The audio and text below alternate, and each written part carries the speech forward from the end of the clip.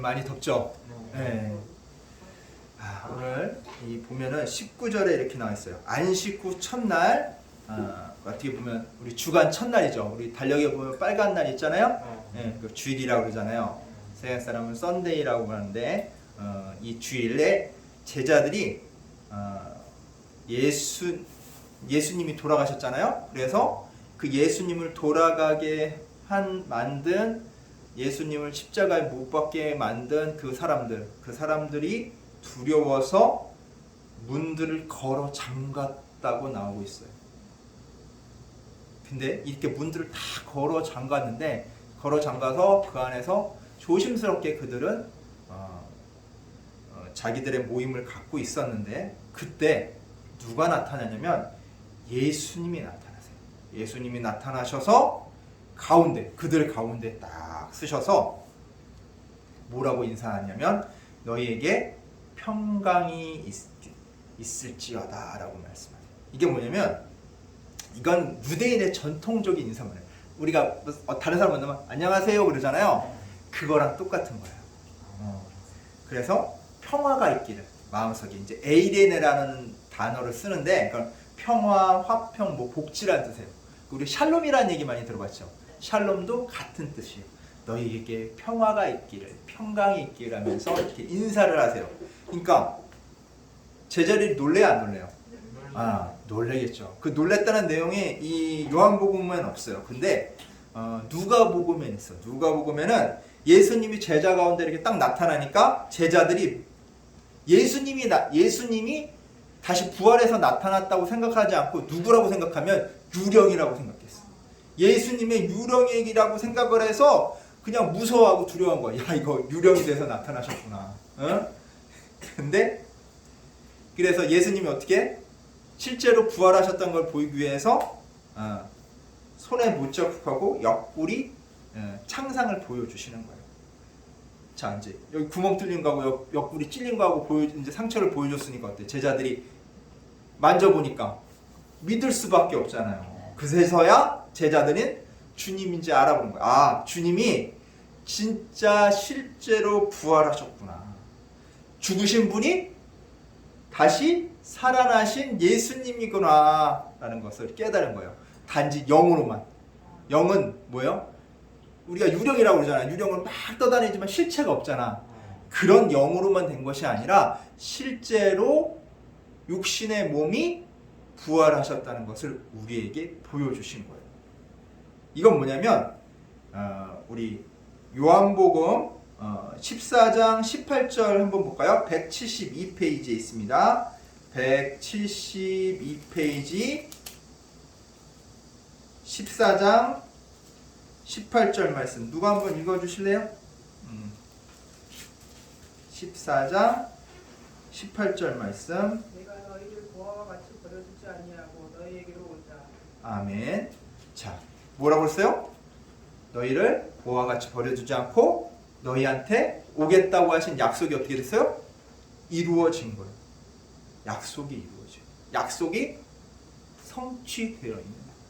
자, 그렇다면 이렇게 얘기를 하시고 제자들한테 뭐라고 또 얘기를 하셨냐면 21절에 보면 또 평화를 기원하고 있어요.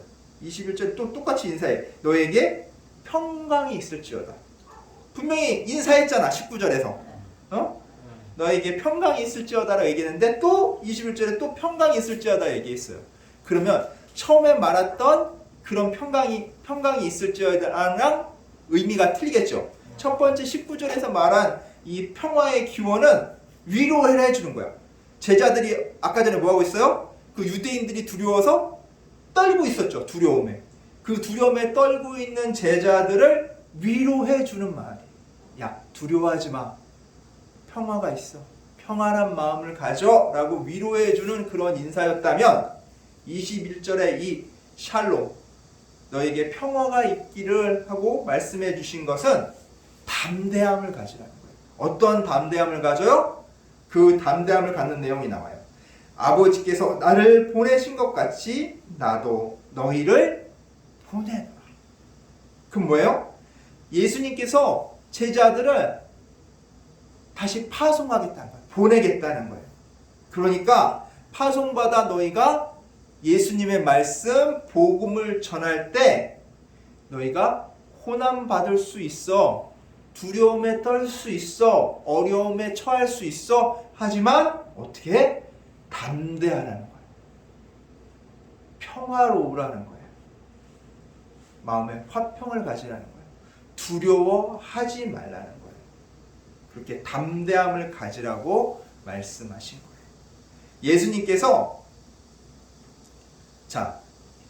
예수님께서 누구한테 보내심을 받았어요? 하나님께 보내심을 받았죠. 예수님께서 자신을 보내신 하나님께 온전히 의지하고 순종했던 것처럼 어떻게 하라고? 제자들도 온전히 주님을 의지하고 순종하면 나가요. 그리고 또 어떻게 해요?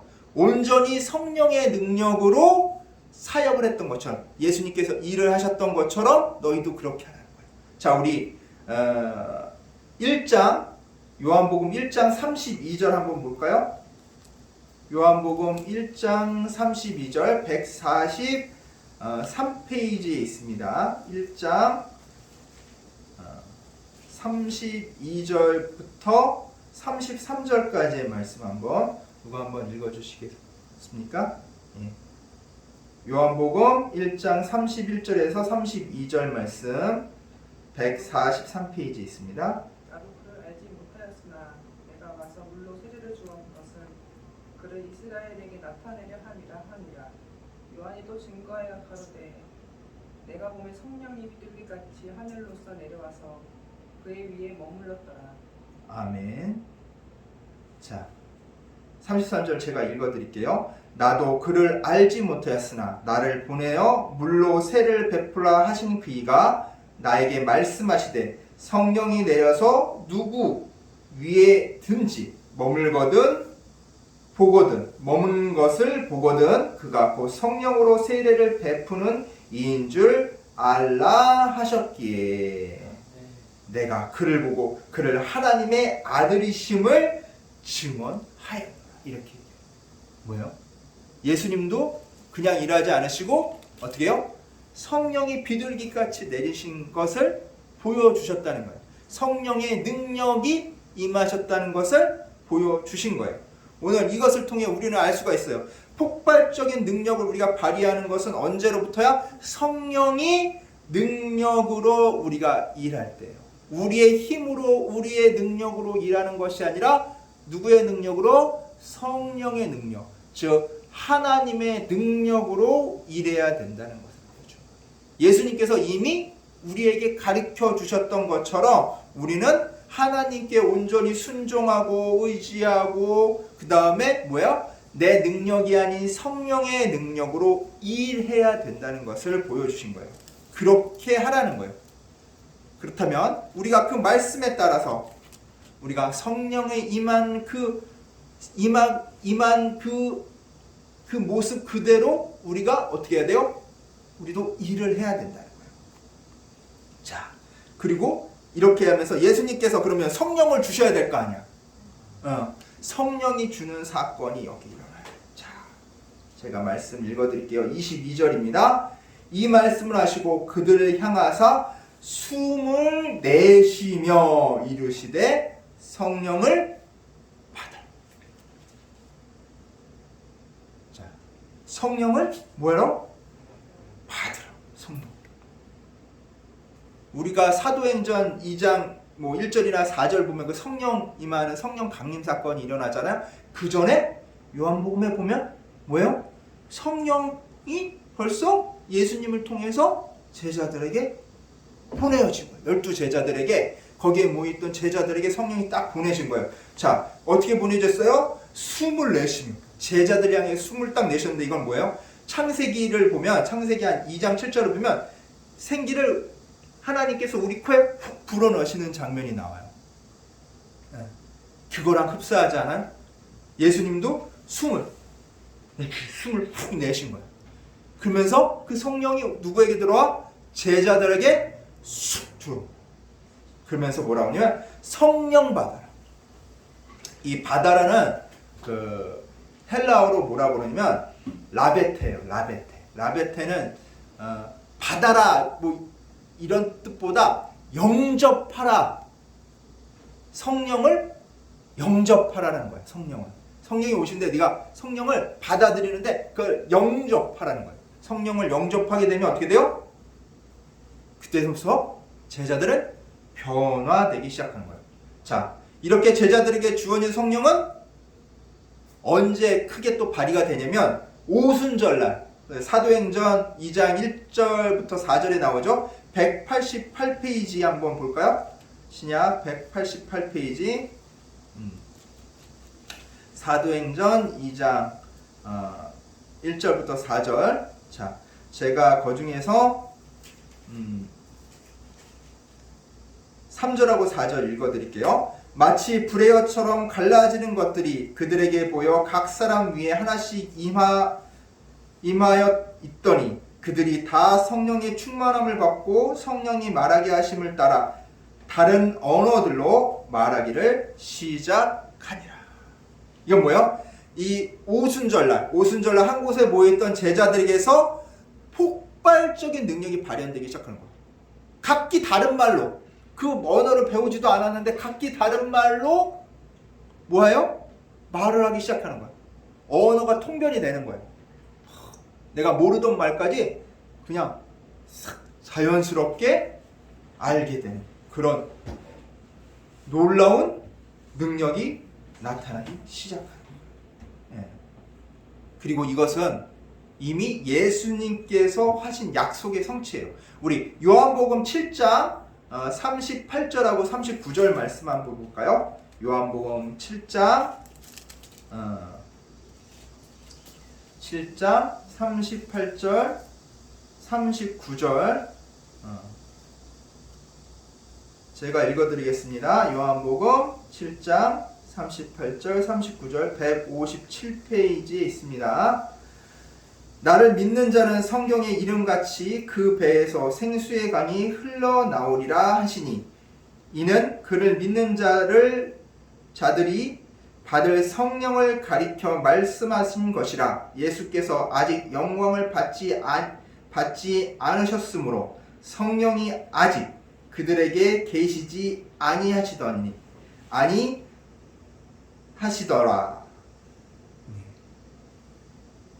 아직 성령이 오지 않은 거예요. 근데 성령이 언제 와? 예수님께서 부활하시고 성령을 주고 오순절날 어떻게 해요? 성령이 또 강림을 했죠. 그럼 뭐예요? 그 배에서 생수의 강이 흘러나온다고 했어요. 이게 뭐냐면 생수의 강이 뭐야? 성령이 흘러나오는 거예요. 성령의 능력이 흘러나오는 거예요. 자, 그리고 뭐래요? 예수님이 떠나실 후에 오실 성령, 보혜사, 그리고 진리의 성령님을 말씀하고 계시는 거예요. 자, 이렇게 예수님이 가시고 나서 오시는 성령님인데 예수님이 주고 가셨죠. 성령님을 보고 성령님이 다시 오셔서 그 오순절날 그 사건을 통해 그 성령의 폭발적인 능력을 보여주신 거예요. 그 보여준 능력을 통해 뭐예요? 진리의 성령님께서 우리 안에서, 진리의 성령이 뭐냐면 옳고 그름을 판단하는 거예요. 이 일을 할지 말지, 어떠한 능력을 우리가 이것에 대해서 어떻게 해야 될지 그런 방법들을 성령님께서 알려주시는 거예요. 진리의 성령님이 기준이 되셔서 이것이 옳은 일인지 그른 일인지 알려주시고 그것에 따라 우리가 판단하고 그 성령의 능력에 따라 그 일을 행하게 하는 거예요. 그래서 23절에 예수님께서 제자들한테 아주 엄청난 말씀을 하세요.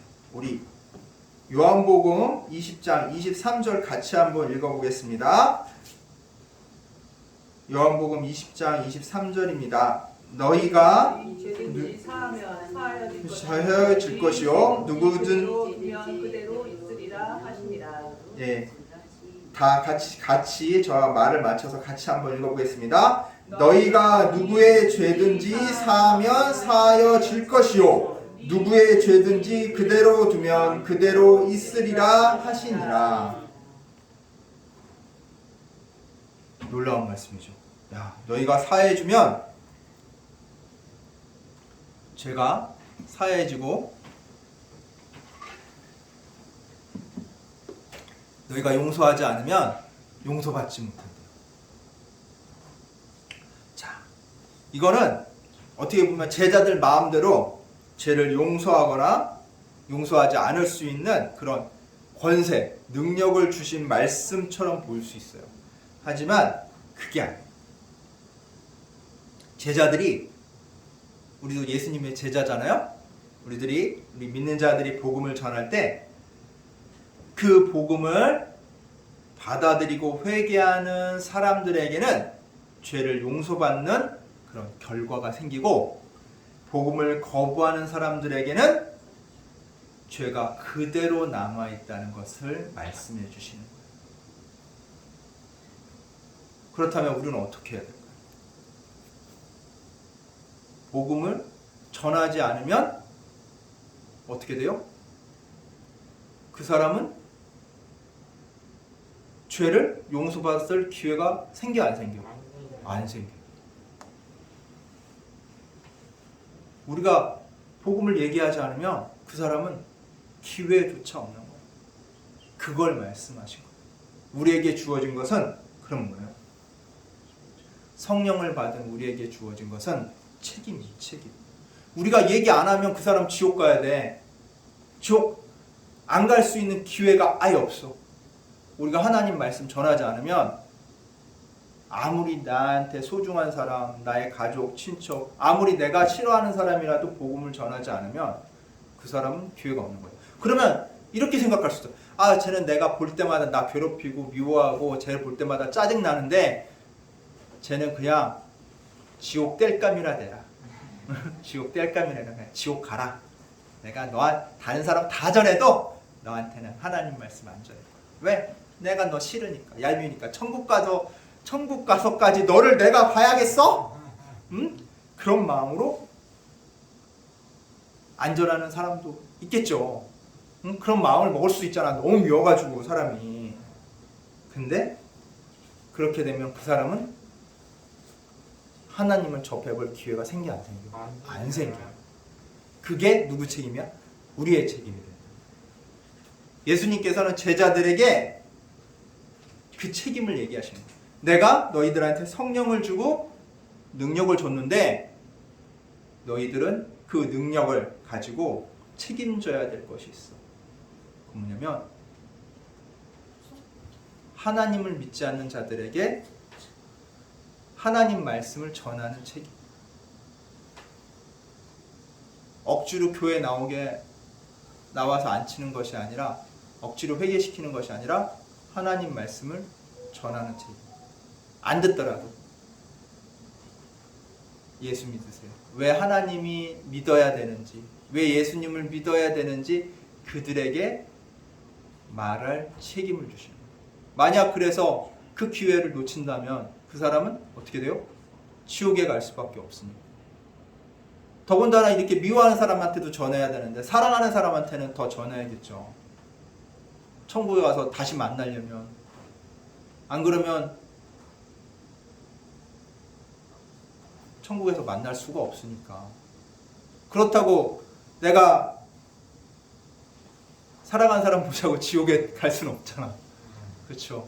지옥은 끝없는 고통이기 때문에 그 사람을 보고자 지옥에서 내가 그 끝없는 고통을 감내할 수는 없단 말이야. 그게 사람이야. 지옥을 그렇다고 천국으로 만들 수 있는 것도 아니잖아. 왜냐면 그곳은 하나님이 안 계신 곳이기 때문에. 하나님이 계시지 않은 곳은 지옥일 수밖에 없어요.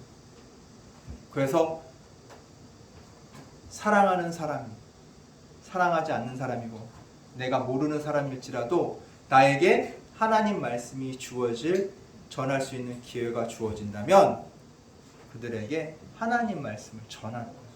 그게 어떠한 곳이든지 상관없이 그 기회가 오면 말씀을 전할 수 있는 기회가, 그에게 진실되게 하나님 말씀을 그냥 막 흘러가는 말로 막 얘기 막 해봐야 귀담아 듣지 않잖아. 근데 얘기하다 보면은 하나님 말씀을 전할 수 있는 기회가 생겨요. 그때 나는 이렇기 때문에 하나님을 믿습니다. 난 이렇기 때문에 하나님께 의지해요. 난 힘들고 어려웠을 때 하나님께 의지하니까 하나님께서 나에게 평안함을 주셨어요. 우리 만석이하고 혜진 자매는 요 근래 아주 힘든 일을 겪었잖아요.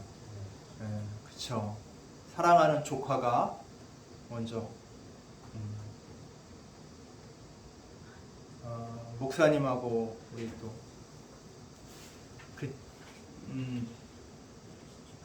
안타깝게 이제 하나님 말씀을 전하긴 했지만 이제 그분들이 이제 하나님을 믿지는 않았잖아요. 그게 안타까워요. 우리는 전했지만 받아들이지 않았으니까. 근데 그거는 우리는 어쨌든 전했잖아. 만석이와 혜진이도 전했고 목사님도 전했는데 받아들이지 않아서 안타까운 거랑 우리가 저분들은 옛날부터 불교 믿었으니까 그리고 잘 받아들이지 않으니까 우리가 또 하나님 얘기하면 별로 좋아하지 않으니까 그래서 한마디도 우리가 복음을 전하지 않았다면 우리는 너무 죄책감에 사로잡혔을지도 몰라. 내가 안 전했으니까 내 책임을 다하지 못한 거잖아. 근데 어쨌든 우리는 우리에게 주어진 바 책임을 했기 때문에 그래도 안타까운 마음은 있지만 우리에게 죄책감은 없잖아요. 그거라도 우리가 위안을 삼아야 돼. 근데 더욱더 우리가 더 신경 써야 될 것은 뭐냐면 지금 안타깝게 먼저 우리 곁을 떠난 사람들도 있지만 아직 남아있는 사람들 있잖아.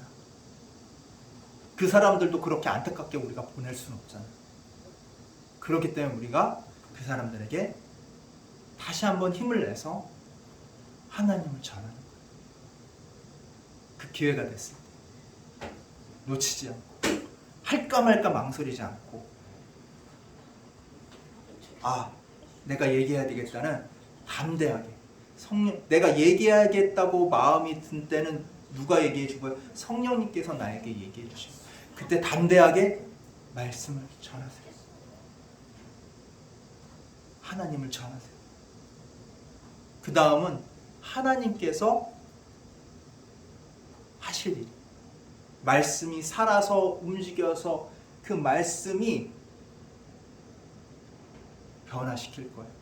우리는 단지 그 말씀을 전하는 도구로서 역할을 충실히 하면 돼요. 그게 누구의 책임이야? 바로 우리들의 책임이에요. 그래서 누구에게나 사랑하든 미워하든 모르는 사람이거든 편견 없이 복음을 전해서 멸망에 이르지 아니할 기회를 주어야 하는 것이 우리 그리스도인 예수님의 제자된 우리들의 책임이에요. 그래서 우리에게 그래서 뭘 주셨어? 성령을 주셨어. 성령. 그래서 이 성령이 주신 능력의 목적은 뭐라고 할 수 있어요? 그리스도인의 소명을 다한 책임이라고 볼 수 있는 거예요. 우리는 그 책임을 가지고 살아가는 존재. 이게 그리스도인의 소명입니다. 언제나 이렇게 늘 예수님의 제자로서 누구에게든 편견 없이 더군다나 내가 사랑하는 사람일수록 더 말씀을 전하는 우리 주찬양교회 성도님들 되시기를 간절히 축원합니다. 기도하겠습니다. 사랑과 은혜가 가득하신 하나님 아버지, 요 근래 우리 마을에 정말 안타까운 일들이 있었습니다. 주님, 더 이상 이렇게 안타까운 일이 일어나지 않도록 주님, 저희를 사용하여 주시옵소서. 우리가 말씀으로 더욱더 무장되어서 말씀으로 그들이 멸망에 이르지 않도록 이끌어 주시기 원합니다. 더욱더 주님의 사랑이 넘쳐나게 하여 주시옵소서. 주님의 능력으로 제자된 도리를 다할 수 있도록 주여 다시 한번 저희들을 일으켜 세워주셔서 그 아픔과 어려움과 고난과 역경 속에 있는 자들을 위로하게 하시고 세상에 파묻혀 주님의 사랑을 아직도 깨닫지 못한 자들에게 그 사랑을 전할 수 있도록 주여 이끌어 주시옵소서. 감사드리며 우리 주 예수 그리스도의 이름으로 기도드리옵나이다. 아멘.